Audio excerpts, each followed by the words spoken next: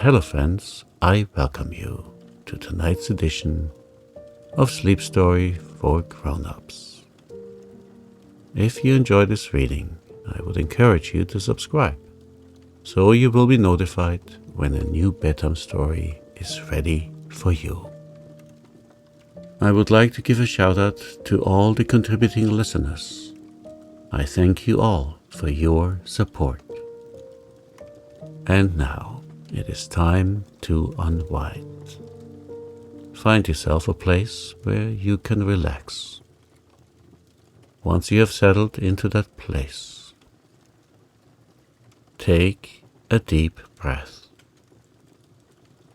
As you exhale, you can feel the tension of the day melting away.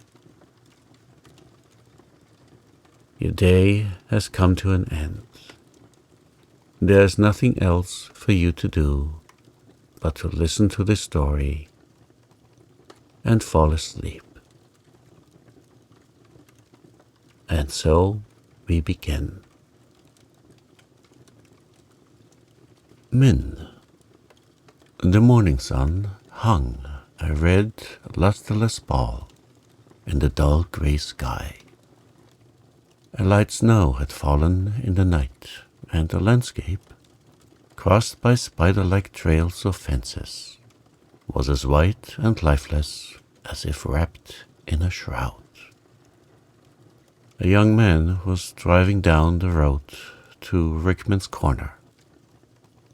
The youthful face, visible above the great coat, was thoughtful and refined.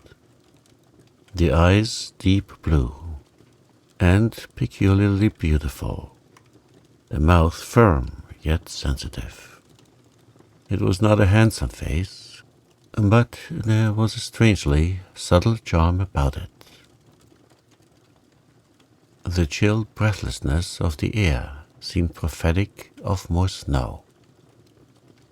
The Reverend Alan Telford looked across the bare wastes and cold white hills and shivered, as if the icy lifelessness about him were slowly and relentlessly creeping into his own heart and life. He felt utterly discouraged. In his soul he was asking bitterly what good had come of all the prayerful labors among the people of this pinched, narrow world, as rugged and unbeautiful in form and life as the barren hills that shut them in. He had been 2 years among them, and he counted it 2 years of failure. He had been too outspoken for them. They resented sullenly his direct and incisive tirades against their pet sins. They viewed his small innovations on their traditional ways of worship with disfavor and distrust, and shut him out of their lives with an ever-increasing coldness. He had meant well and worked hard, and he felt his failure keenly.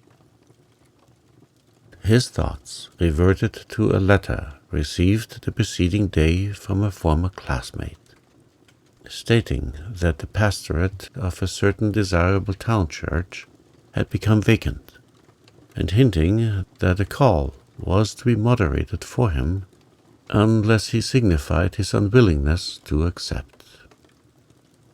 2 years before, Alan Telford, fresh from college and full of vigorous enthusiasm and high ideas, would have said, "No, that is not for me.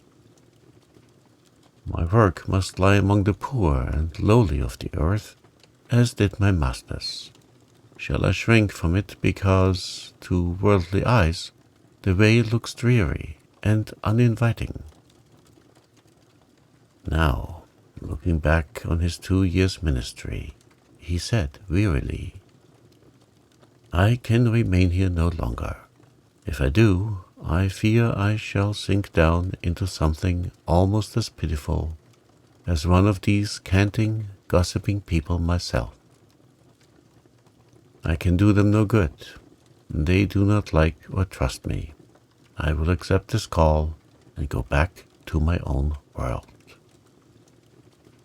Perhaps the keynote of his failure was sounded in his last words, my own world.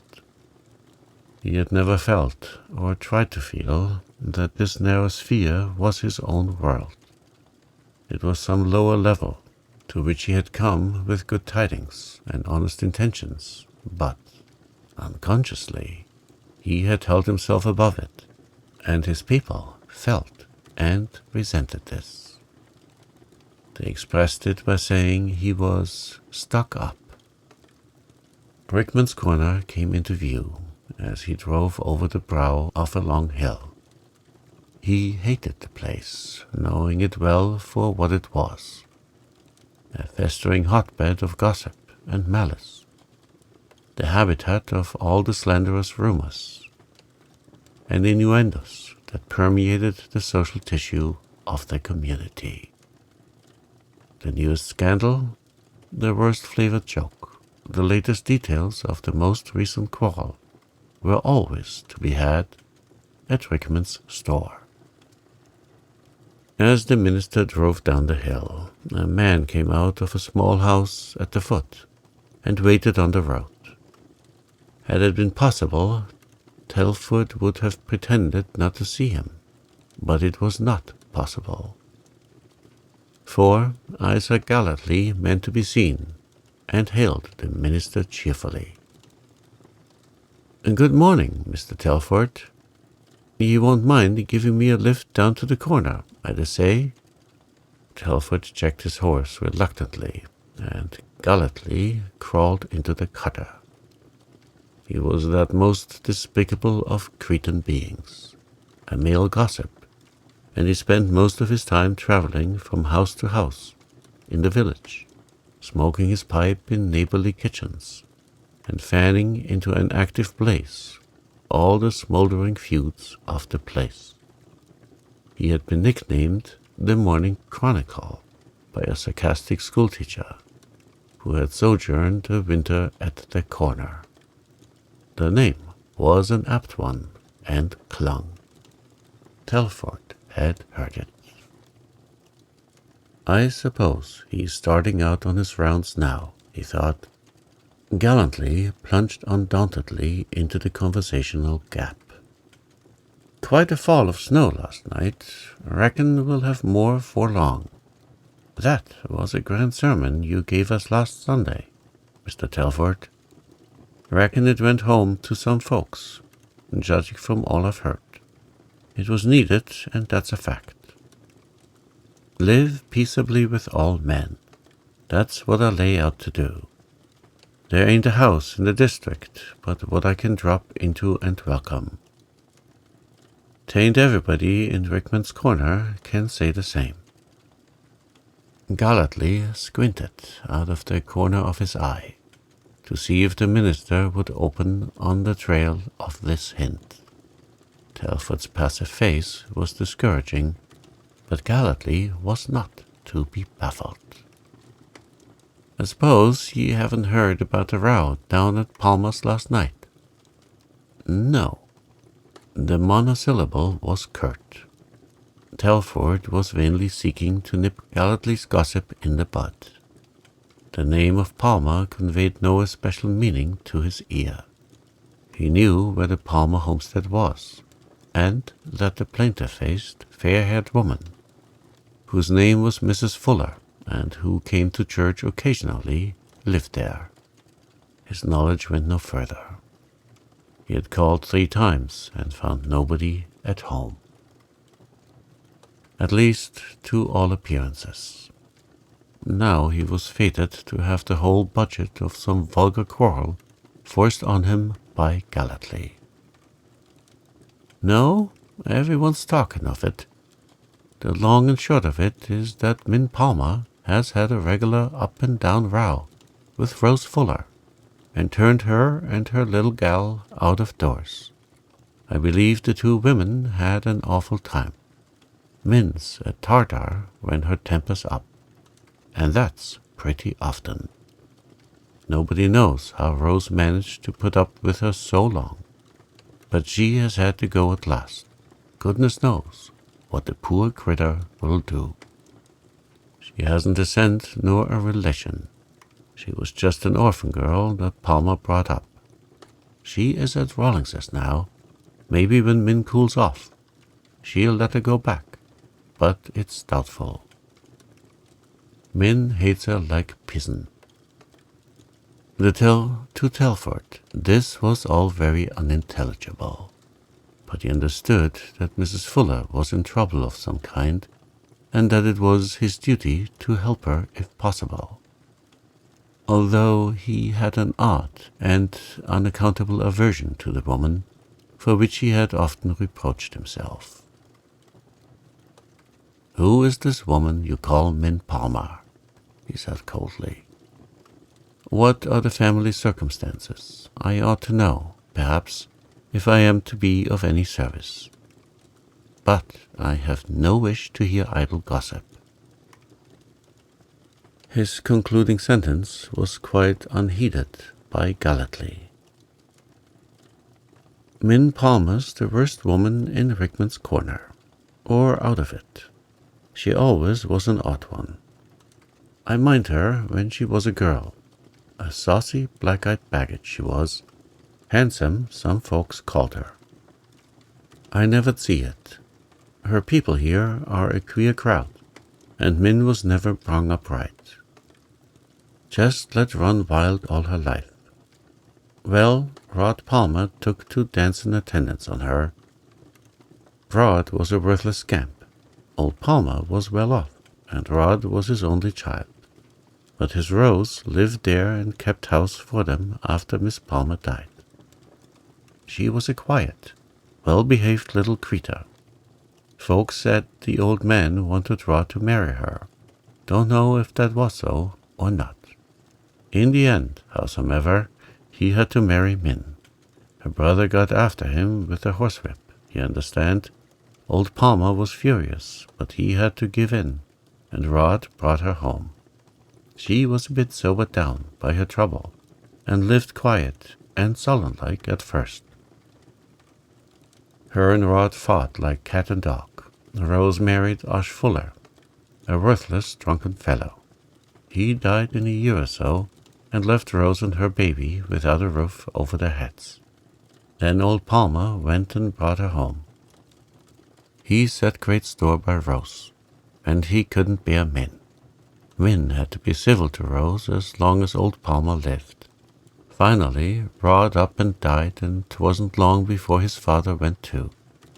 Then the queer part came in. Everyone expected that he'd provide well for Rose, and Min'd come in second best. But no will was to be found. I don't say but it was all right, mind you. I may have my own secret opinion, of course. Old Palmer had a regular mania, as you might say, for making wills. He'd have a lawyer out from town every year, and have a new will made and the old one burnt. Lawyer Bell was there, and made one 'bout 8 months 'fore he died. It was supposed he'd destroyed it, and then died 'fore he'd time to make another. He went off awful sudden. Anyway, everything went to Min's child. To Min, as you might say. She's been boss. Rose still stayed on there, and Min let her, which was more than folks expected of her. But she's turned her out at last. Min's in one of her tantrums now, and 'tain't safe to cross her path. "What is Mrs. Fuller to do?" asked Telford anxiously. "That's the question. She's sickly, can't work much, and then she has a little gal. Min was always jealous of that child. It's a real purty, smart little creature, and old Palmer made a lot of it. Min's own is an awful-looking thing. There's no doubt 'twas a judgment on her. As for Rose, no doubt. The God of the widow and fatherless will provide for her." In spite of his disgust, Telford could not repress a smile at the tone, half whined, half snuffled, with which Gallatly ended up. "I think I had better call and see this Mrs. Palmer," he said slowly. "'Twould be no earthly use, Mr. Telford. Meant to slam the door in your face if she did nothing worse. She hates ministers and everything that's good. She hasn't darkened the church door for years. She never had any religious tendency to begin with. And when there was such a scandal about her, old Mr. Dinwoodie, our pastor then, a godly man, Mr. Telford, he didn't hold no truck with evildoers. He went right to her to reprove and rebuke her for her sins. Min, she flew at him. She vowed then she'd never go to church again, and she never has. People hereabouts has talked to her and tried to do her good, but it ain't no use. Why, I've heard that woman say there was no God. It's a fact, Mr. Telford, I have. Some of our ministers has tried to visit her. They didn't try it more than once. The last one, he was about your heft.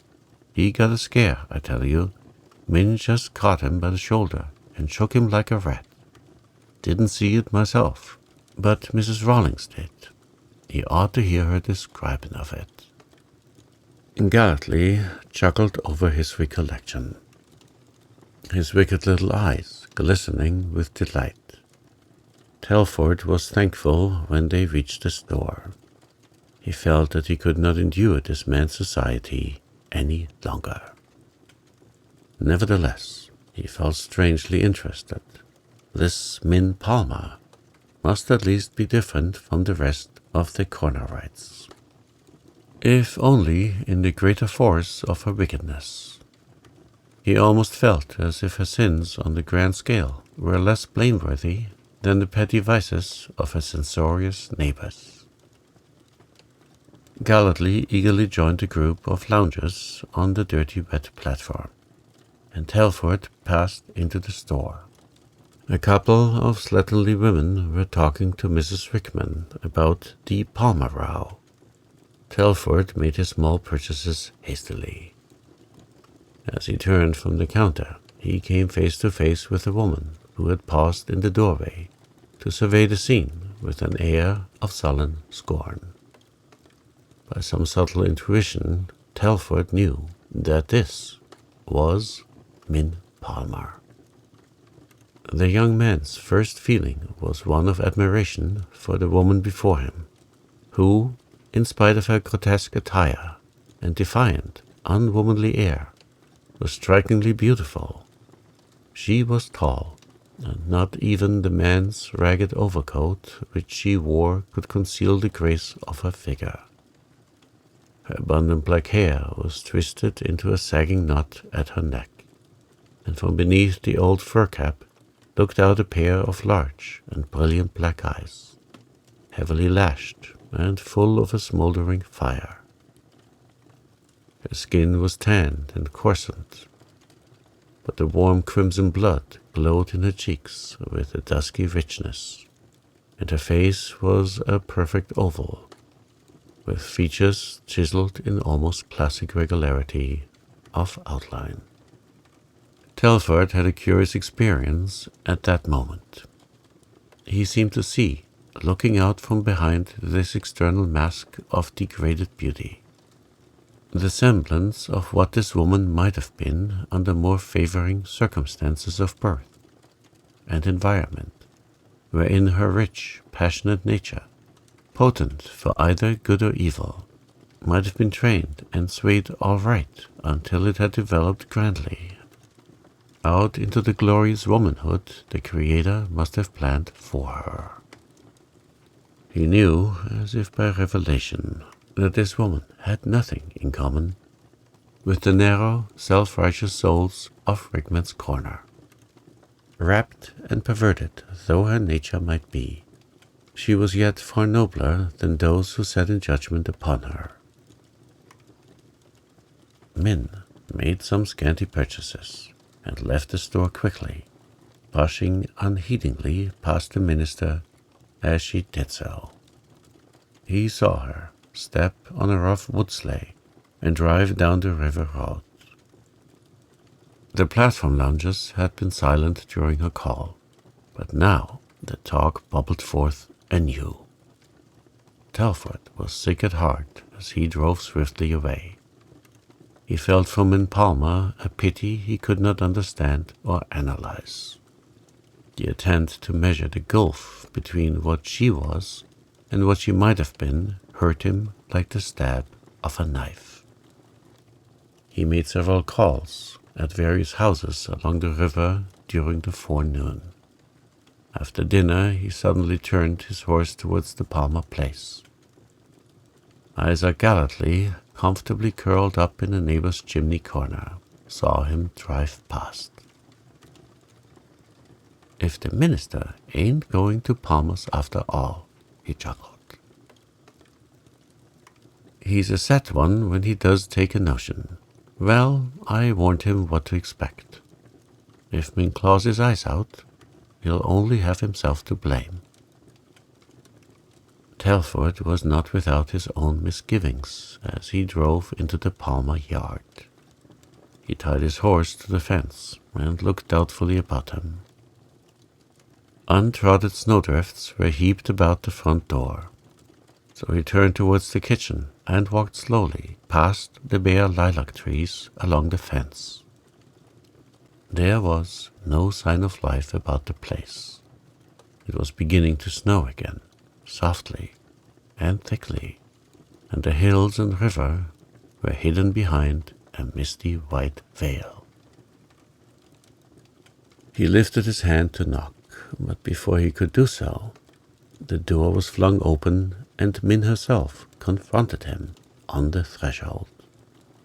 She did not now have on the man's overcoat which she had worn at the store, and her neat, close-fitting homespun dress revealed to perfection the full magnificent curves of her figure.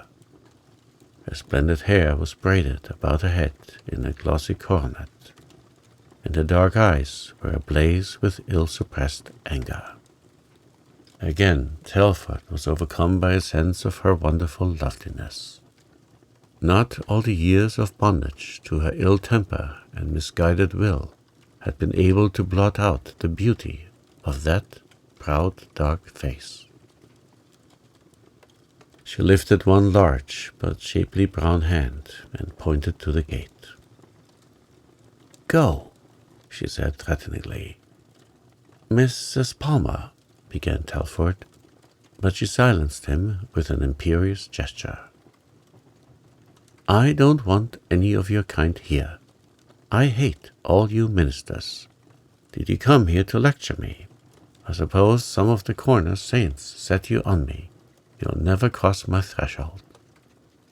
Telford returned her defiant gaze unflinchingly. His dark blue eyes, magnetic in their power and sweetness, looked gravely, questioningly, into Min's stormy orbs. Slowly the fire and anger faded out of her face, and her head drooped. "I ain't fit for you to talk to anyway," she said with a sort of sullen humility. "Maybe you mean well, but you can't do me any good. I'm past that now. The corner saints say I'm possessed of the devil. Perhaps I am, if there is one." "I do mean well," said Telford slowly. "I did not come here to reprove you. I came to help you if I could. If you needed help, Mrs. Palmer." "Don't call me that," she interrupted passionately. She flung out her hands as if pushing some lowly, invisible thing from her. "I hate the name, as I hated all who ever bore it. I never had anything but wrong and dog usage from them all. Call me Min. That's the only name that belongs to me now. Go, why don't you go? Don't stand there looking at me like that. I'm not going to change my mind. I don't want any praying and whining around me. I've been well sickened of that. Go." Telford threw back his head and looked once more into her eyes. A long look passed between them. Then he silently lifted his cap and, with no word of farewell, he turned and went down to the gate. A bitter sense of defeat and disappointment filled his heart as he drove away. Min stood in the doorway and watched the sleigh out of sight, down the river road. Then she gave a long, shivering sigh that was almost a moan.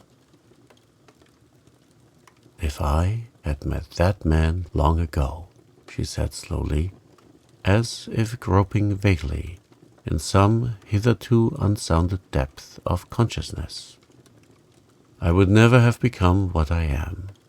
I felt that as I looked at him, it all came over me with an awful, sickening feeling, just as if we were standing alone, somewhere, out of the world, where there was no need of words to say things.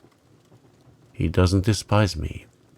He wouldn't sneer at me, bad as I am, like those creatures up there.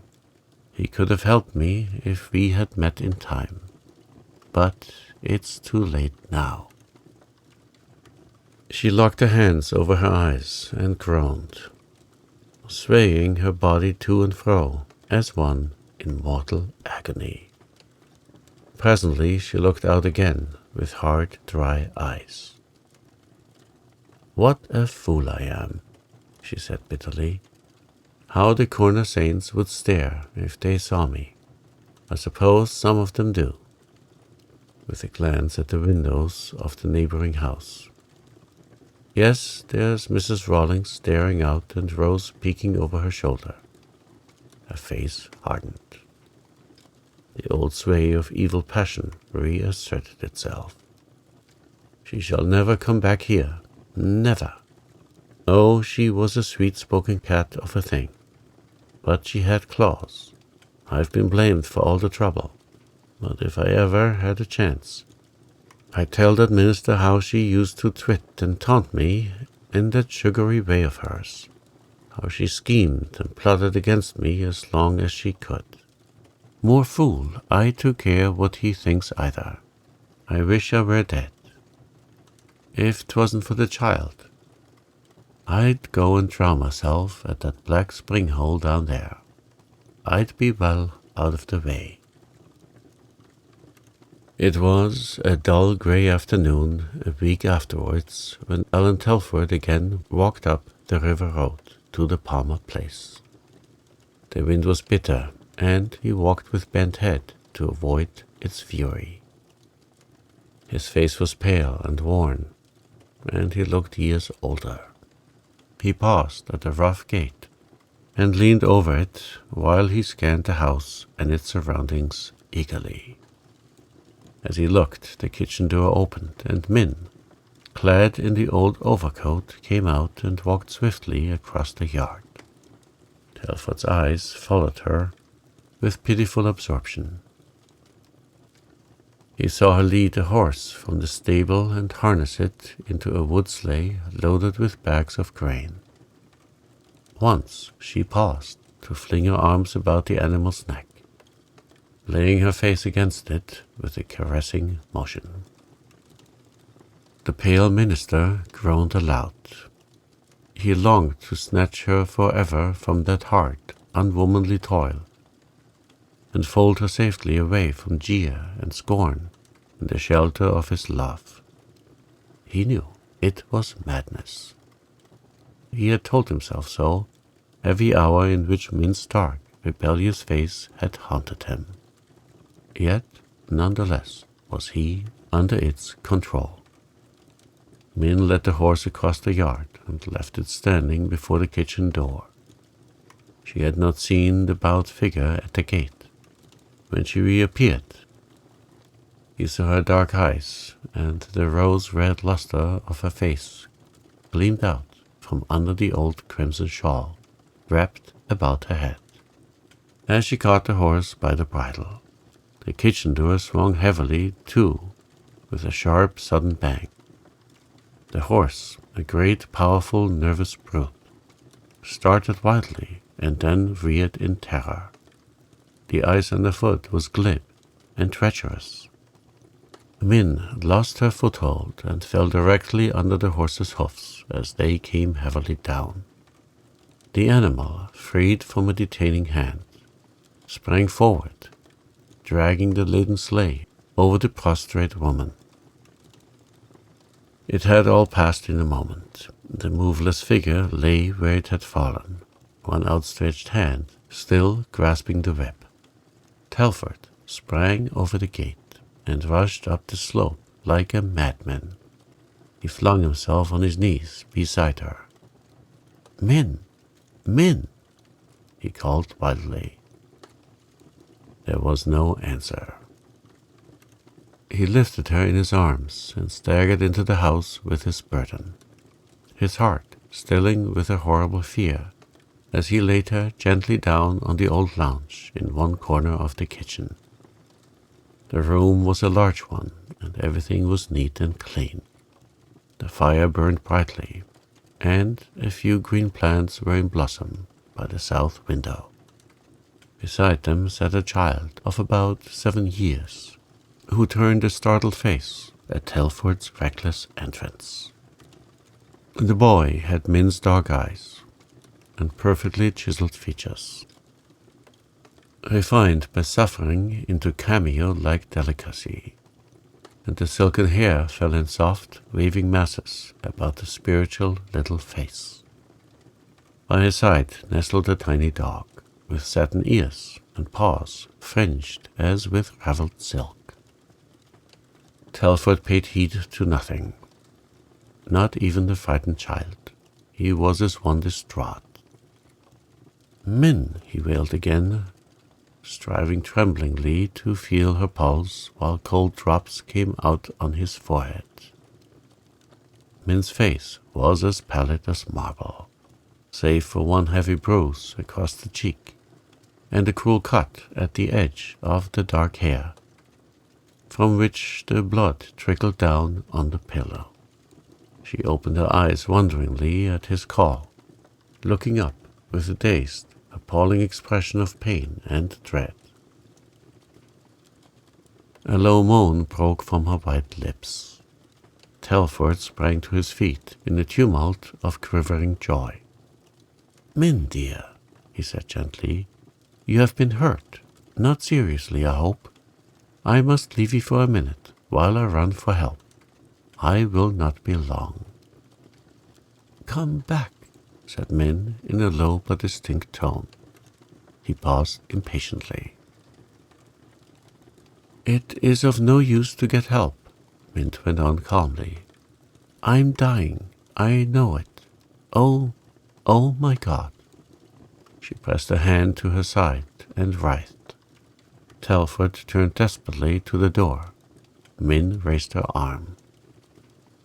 "Come here," she said resolutely. He obeyed mutely. She looked up at him with bright, unquailing eyes. "Don't you go one step. Don't leave me here to die alone. I'm past help, and have something to say to you. I must say it, and I haven't much time." Telford hardly heeded her in his misery. "Min, let me go for help. Let me do something," he implored. "You must not die. You must not." Min had fallen back, gasping, on the blood-stained pillow. He knelt beside her and put his arm about the poor crushed body. "I must hurry," she said faintly. "I can't die with it on my mind. Rose, it's all hers, all. There was a will, he made it, old Grandpa Palmer. He always hated me. I found it before he died, and read it. He left everything to her. Not a cent to me nor his son's child. We were to starve, beg. I was like a madwoman. When he died, I hid the will. I meant to burn it, but I never could. It's tortured me night and day. I've had no peace. You'll find it in a box in my room. Tell her, Rose, how wicked I've been. And my boy, what will become of him? Rose hates him, she'll turn him out, or ill-treat him. Telford lifted his white, drawn face. I will take your child, Min. He shall be to me as my own son. An expression of unspeakable relief came into the dying woman's face. It is good of you. I can die in peace now. I'm glad to die, to get clear of it all. I'm tired of living so. Perhaps I'll have a chance somewhere else. I've never had any here. The dark eyes drooped, closed. Telford moaned shudderingly. Once again, Min opened her eyes and looked straight into his. If I had met you long ago, you would have loved me, and I would have been a good woman. It is well for us, for you, that I am dying. Your path will be clear, you will be good and successful, but you will always remember me. Telford bent and pressed his lips to Min's pain-blanched mouth. Do you think we will ever meet again? She said faintly. Out there, it's so dark. God can never forgive me. I've been so wicked. Min, the all-loving Father, is more merciful than man. He will forgive you if you ask him, and you will wait for me till I come. I will stay here and do my duty. I will try hard. His voice broke. Min's great black eyes beamed out on him with passionate tenderness. The strong, deep, yearning nature yielded at last. An exceeding bitter cry rose to her lips. Oh God, forgive me, forgive me. And with the cry, the soul of poor suffering, sinning against Min Palmer, fled. Who shall say whither? Who shall say that her remorseful cry was not heard, even at that late hour, by a judge more merciful than her fellow creatures? Telford still knelt on the bare floor, holding in his arms the dead form of the woman he loved. His, all his, in death as she could never have been in life. Death had bridged the gulf between them. The room was very silent. To Min's face had returned something of its girlhood's innocence. The hard, unlovely lines were all smoothed out. The little boy crept timidly up to Telford, with the silky head of the dog pressed against his cheek. Telford gathered the distorted little boy to his side and looked earnestly into the small face. Min's face, purified and spiritualized. He would have it near him always. He bent and reverently kissed the cold face, the closed eyelids and the blood-stained brow of the dead woman. Then he stood up. Come with me, dear, he said gently to the child. The day after the funeral, Alan Telford sat in the study of his little manse among the encircling wintry hills. Close to the window sat Min's child, his small, beautiful face pressed against the panes, and the bright-eyed dog beside him. Telford was writing in his journal. I shall stay here, close to her grave. I shall see it every time I look from my study window, every time I stand in my pulpit, every time I go in and out among my people. I begin to see wherein I have failed. I shall begin again patiently and humbly. I wrote today to decline the church call. My heart and my work are here. He closed the book and bowed his head on it.